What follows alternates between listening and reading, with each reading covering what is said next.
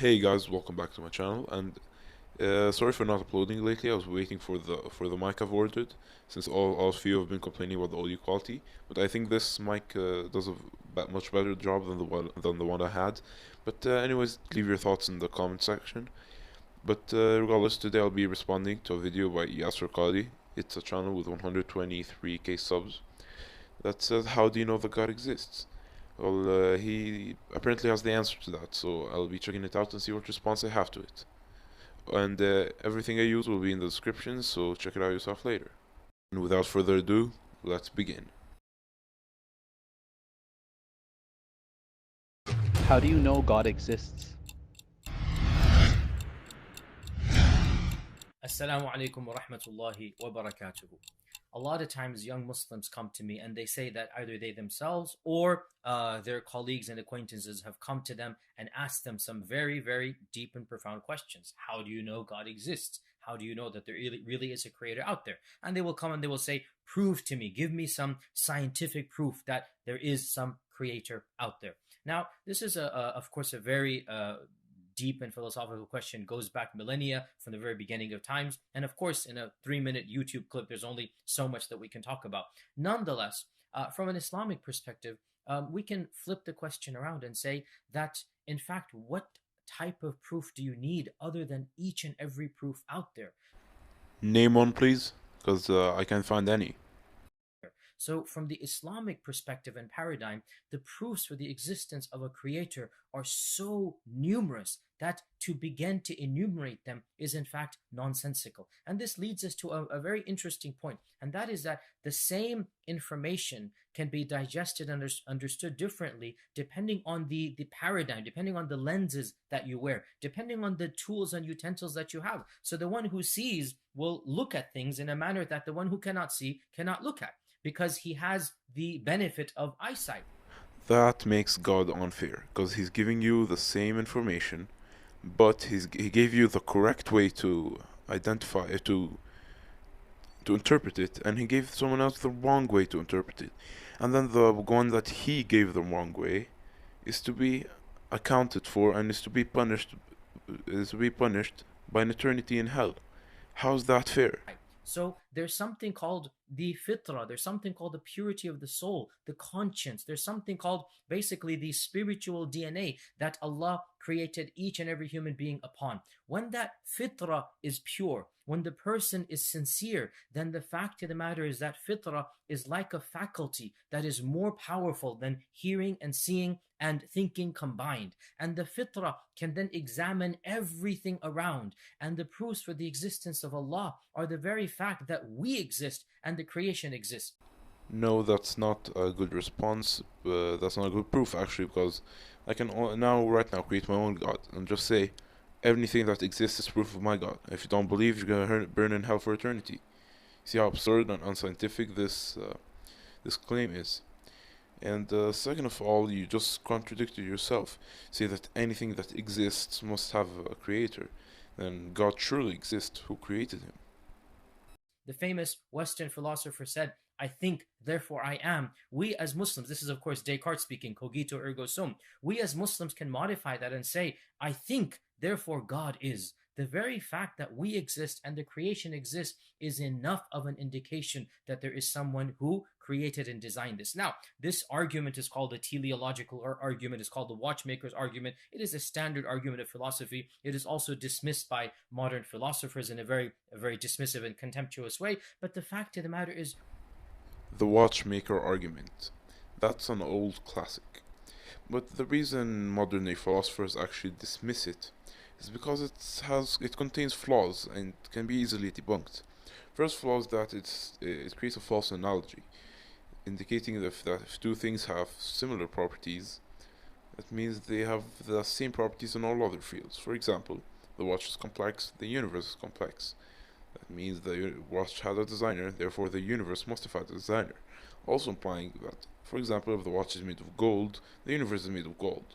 If the watch contains gears, the universe contains gears too. That's the first flaw. Second flaw is that it's indicating that the designer created the watch from nothing. No, these materials are found on Earth, and he just changed their form into a watch. The same thing can be said with the universe if you're gonna imply that God made it. Third thing is just it's self-contradictory. If anything that's there it must have a designer, God's there, who designed him? And if you say God was always there, then you're just doing a special pleading fallacy, which means that you're just applying your logic to one part of the problem, not actually keep you don't actually keep answering the questions.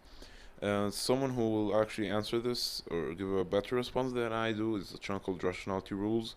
I'll leave a link to his channel down in the description if you want to check it out after this video. Right, but the fact of the matter is we are ingrained to know that every single effect must have had a cause that caused it. This is the way we work our lives. Everything around our lives centers around the fact that we understand the causal relationships between things that take place around us. And to suggest that everything around us simply came to be without any predetermination, without any knowledgeable, powerful entity that was able to create it, is so ludicrous that it is literally, like Ibn Taymiyyah said, the famous scholar of medieval Islam, like Ibn Taymiyyah said, how do you expect me to go around finding the proofs of God when each and every thing around me is screaming his existence?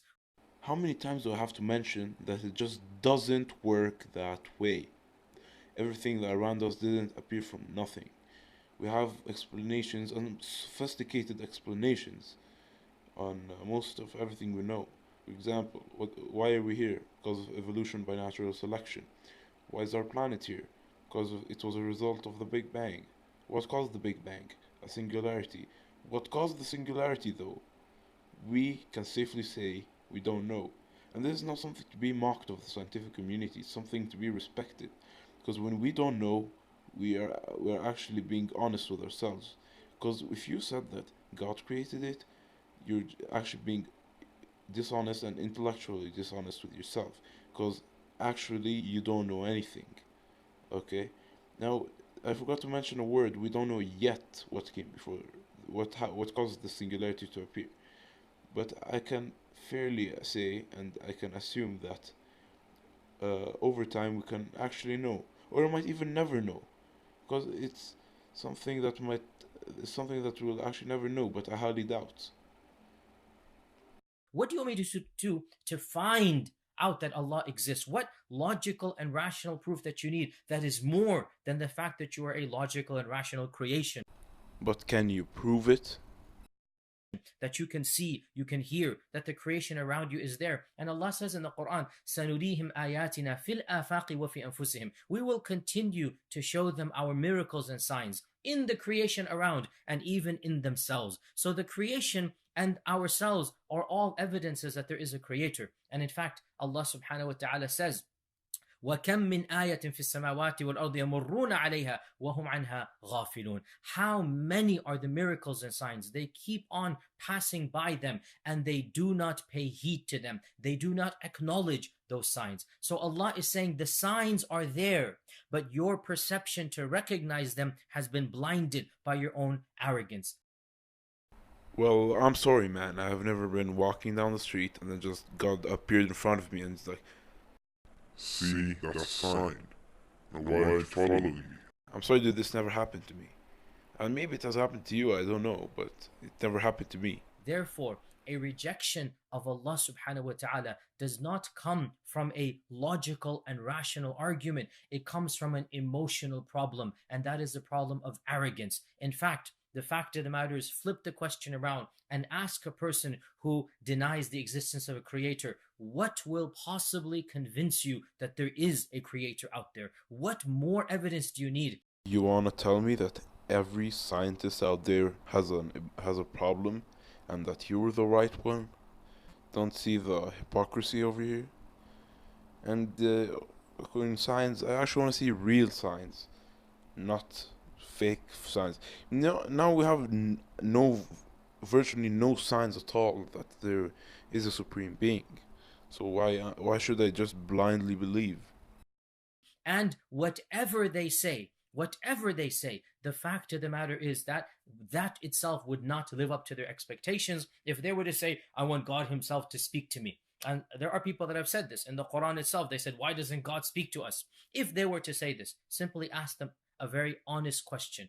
If you genuinely heard a voice and a noise came out and said, I am God, believe in me, would you, O atheist, actually believe in a higher entity? Or would you simply say, well, I must be delusional, I must be hearing voices? And this is exactly what the Quran says. That Allah says in the Quran, these people that are asking for miracles, وَلَوْ فَتَحْنَا عَلَيْهِمْ بَابًا مِنَ السَّمَاءِ فَظَلُّوا فِيهِ يَعْرُجُونَ. If we were to open up a door from the heavens and they would rise in front of us and they could see the heavens, what would they say? لَقَالُوا إِنَّمَا سُكِّرَتْ أَبْصَارُنَا بَلْ نَحْنُ قَوْمٌ مَسْحُورُونَ. They would say that our eyes have been bedazzled by witchery and sorcery and magic. Rather, you have cast a spell over us. In other words, any evidence that they think they want, if they were to have been presented with it, they would reject that evidence. In the end of the day, the evidence is everywhere.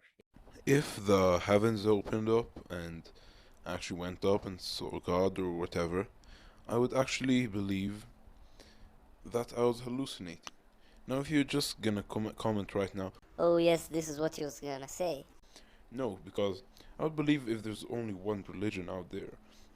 But what do you tell the Hindu who saw himself being raised up to the higher entities which he believes in, for example, Lord Vishnu?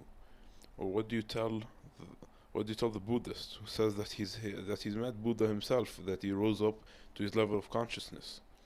What do you tell the Christian that said that he felt Jesus Christ in his heart? What do you tell all those? Are they hallucinating and you're right? If so, how do you differentiate between which one's right and which one's wrong? Okay, that was it for today. Hope you enjoyed this video. If you have any ideas or any videos you want me to check out next, leave them in the comments down below, and see you on the next video.